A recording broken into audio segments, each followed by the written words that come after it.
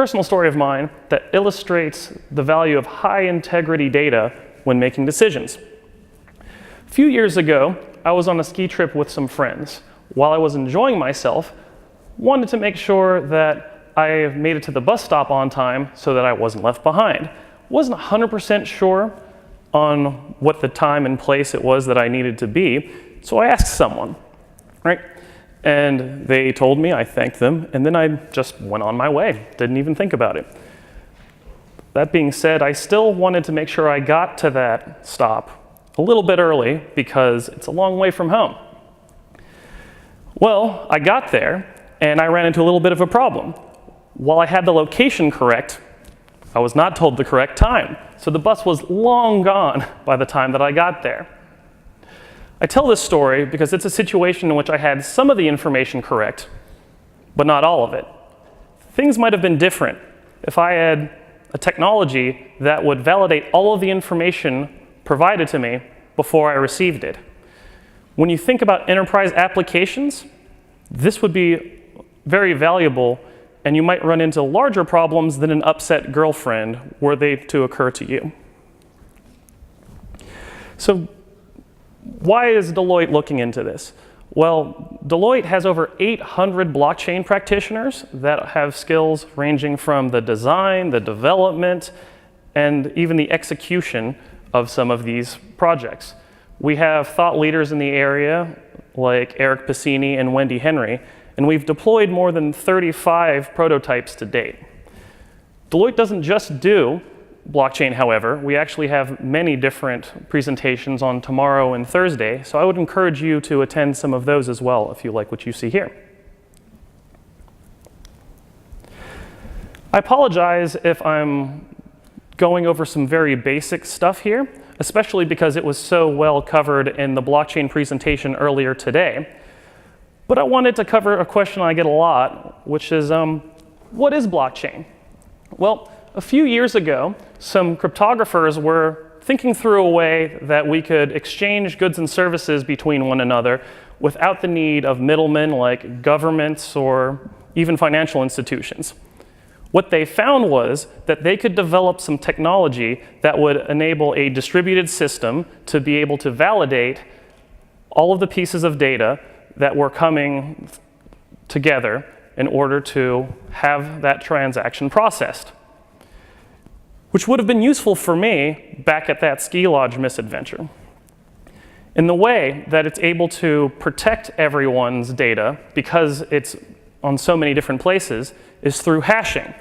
The mathematical kind, however, and not the Colorado kind. So at this point, you might have a bit of an understanding in terms of how blockchain works, but some of you might be thinking, well, I've heard a whole lot about it, and I just still don't understand why everyone cares about it so much. Well, the truth of the matter is that there are many different people in many different organizations looking at blockchain as a solution. As of this conversation, there are over 1,700 blockchain coins that are all looking to solve different kinds of problems. And this is just the start. Please come with me as I explain a new type of application of blockchain that we're looking into, a tiered blockchain. So a tiered blockchain is made up of two components, a child chain and a parent chain. A child chain operates much like a normal blockchain. It has one node or many nodes that have one transaction at a time that they're validating. What's interesting is what happens after that.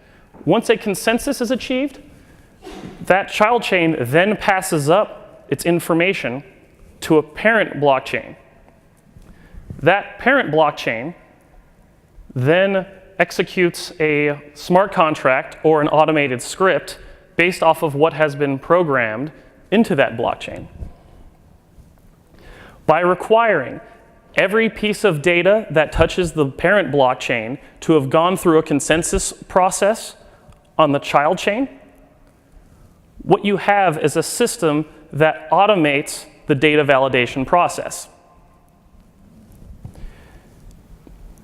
In order to be able to think through real-world applications for this, we decided to look at another distributed system that you might have heard of previously, the Internet of Things. So the Internet of Things, or IoT, is a series of connected technologies that either talk to each other or a larger network. If you have a smartwatch, like myself, or a smart home, congratulations, you're using the Internet of Things, everyone. By the year 2020, it is expected that there will be over 20 billion IoT devices, creating over $1.9 trillion in value. This works pretty well in terms of smaller devices, but things start to get a little bit more complicated when we apply the Internet of Things to larger systems like smart cities. And I'll get to why in a little bit. But first, I want to establish the necessity for smart cities. Rana Sen, the smart cities expert at Deloitte, estimates that over 66% of the world's population will exist in urban environments by 2050. In order to be able to deal with that kind of density, we're going to need to get a little bit smarter about how we run our cities. So on the one side, you have necessity dictating the need to adopt the Internet of Things. However, there is another side. As you add devices and increase your attack surface, you're also creating vulnerabilities in terms of single points of failure as well. This is where we think a tiered blockchain might be able to be applied in the real world, closing this gap. So we decided to look into a smart traffic intersection. The reason is twofold. One, that traffic costs the American people about $300 billion in time lost in traffic. Additionally, over 5,000 people were killed in traffic-related incidents, pedestrians and cyclists. So we could do a better job, a smarter job, by designing smart intersections better. So we decided to take one use case into account here. How should a system be designed so that when a pedestrian runs into traffic, that the system will be able to automatically shut down traffic? And how we've done this is we've created two child chains. One for a series of motion sensors, and two for a series of cameras. The reason for this is because if a single sensor malfunctions, then the majority will be able to dictate whether or not the parent chain is provided with the information to make that decision. Likewise, depending on how you design the system, you can make it so that an entire child chain is not necessary in order to be able to create that educated decision for whether or not to stop traffic. In conclusion, a tiered blockchain is able to check data before it even touches your systems, thereby automating the process of data validation.